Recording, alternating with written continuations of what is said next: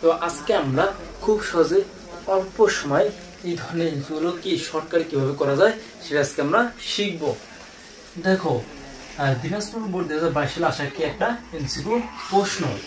তো দেখো আমাদের কি প্রশ্ন আছে, 1/a = 3 + 2√2 হলে a - 1/a এর মান নির্ণয় করো। তো দেখো 1/a এর মান কি জায়গায় আছে, তো আমাদের কি করতে হবে, এর মান বের করতে হবে। তোমাদেরকে আমি শিখিয়ে দেবো, এই যে মানটা থাকবে সেটাই কি হবে এর মান, কিন্তু এই চিহ্নটা পরিবর্তন করে লিখতে হবে। তো এই যে কি আছে আমাদের 3 + 2√2 এটা কার মান, 1/a এর মান।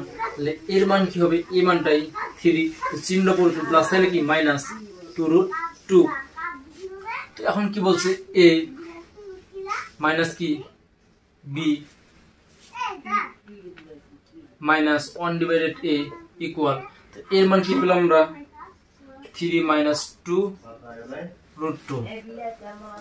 এবার কি আছে মাইনাস 1/a কি এর মান কি আছে 3 + 2√2 ইকুয়াল 3 - 2√2 প্লাস মাইনাস কি মাইনাস 3 প্লাস মাইনাস -2√2 ইকুয়াল।